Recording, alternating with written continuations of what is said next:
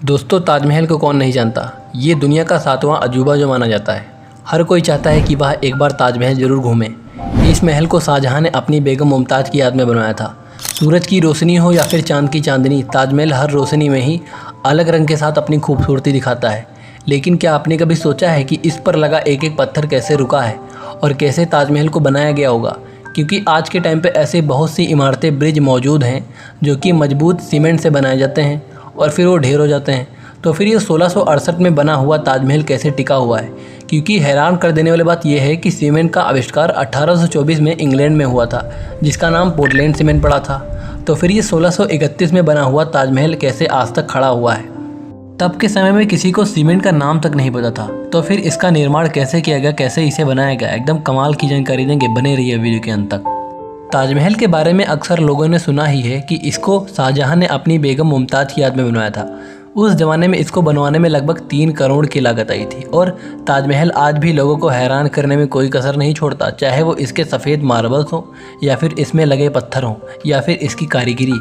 और आज हम इसकी कारीगरी पर ही बात करने वाले हैं। लकड़ियों से बनी हुई ताजमहल की नींव, ये शायद आपको पता ना हो, लेकिन इसकी यही सच्चाई है। आप कह सकते हैं कि लकड़ी की नींव में सबसे बड़ा रोल यमुना नदी का है। जी हाँ, यमुना नदी के बिना ताजमहल का कोई भी वजूद नहीं। जी हाँ, यमुना नदी के बिना ताजमहल बेकार है। इसलिए नहीं कि यमुना नदी ताजमहल में 4 चांद लगा देती है, बल्कि इसलिए कि यमुना नदी के बिना ताजमहल गिर जाएगा। और वो कैसे गिरेगा, चलिए आज हम आपको बताते हैं। असल में सारा खेल उसी लकड़ी का है, क्योंकि वो जो लकड़ियाँ हैं वो आबलूस के पेड़ की हैं और बाकी लकड़ियाँ पानी में तैरती रहती हैं। लेकिन ये लकड़ी एकदम पत्थर की तरह होती है, जो कि पानी में तैरती नहीं बल्कि डूब जाती है। इनकी खासियत ये होती है कि इनमें कभी दीमक नहीं लगते। और सबसे ज़रूरी बात कि अगर आबलूस की लकड़ी पर 30 या 40% नमी बनी रहे तो आबलूस की लकड़ी कभी ख़राब नहीं होगी। ताजमहल के केस में भी यही है। नींव में लगे रहने के कारण इन लकड़ियों में पर्याप्त मात्रा में नमी पहुँचती रहती है और यही कारण है कि लकड़ियाँ पत्थरों के जैसे एकदम जमी हुई हैं। और यही कारण है कि ताजमहल इतनी मजबूती से आज भी खड़ा हुआ है। लेकिन यमुना नदी जिस तरीके से सूख रही है, ऐसा माना जाता है कि जिस दिन यमुना का पानी ज़्यादा कम हो जाएगा और फिर लकड़ियाँ कमज़ोर होती जाएंगी, जिस वजह से ताजमहल गिर जाएगा। तो फिर आपको पता चल ही गया होगा कि नींव पर पत्थर सीमेंट की ज़रूरत नहीं है। लेकिन यही सोचने वाली बात सामने आती है कि लकड़ियों की नींव है, उसके ऊपर तो पूरा पत्थरों से बना ताजमहल खड़ा है, तो फिर उसका क्या, वो क्यों नहीं गिरता?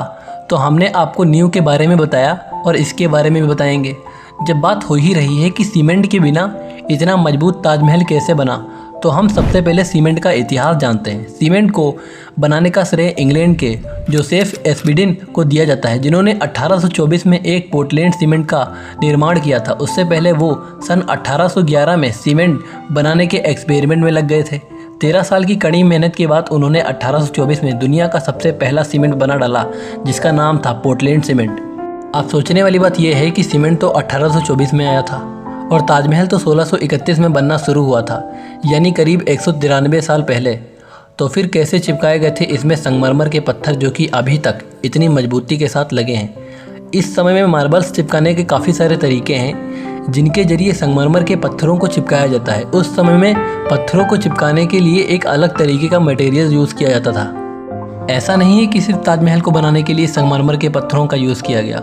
उसको बनाने के लिए अफीक, येनेटाइट, फिरोजा, मूंगा का इस्तेमाल हुआ था। इसके अलावा कुछ अल्ट्रा रेयर्स स्टोन भी लगाए गए थे, जैसे कि तेलई, पाईजहर, अजूबा, खाटू आदि।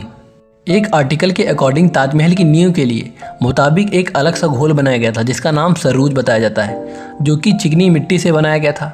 इसके अलावा इसमें गुड़, दालें, चीनी, गोंद भी मिलाए गए थे।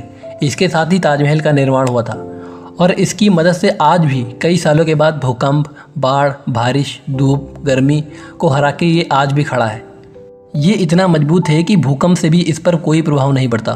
ताजमहल एक प्यार का प्रतीक, खूबसूरत संगमरमर की इमारत है नहीं, बल्कि प्राचीन काल में एक बेहतरीन इंजीनियरिंग का भी हिस्सा है। अगर आपने ताजमहल को गौर से देखा होगा तो एक बात आपने नोटिस की होगी कि ताजमहल के चारों तरफ खड़े मीनार आपस में परपेंडिकुलर नहीं है, यानी कि इसका साफ साफ मतलब है कि वो बिल्कुल सीधे नहीं खड़े हैं। ऐसा जानबूझकर किया गया है।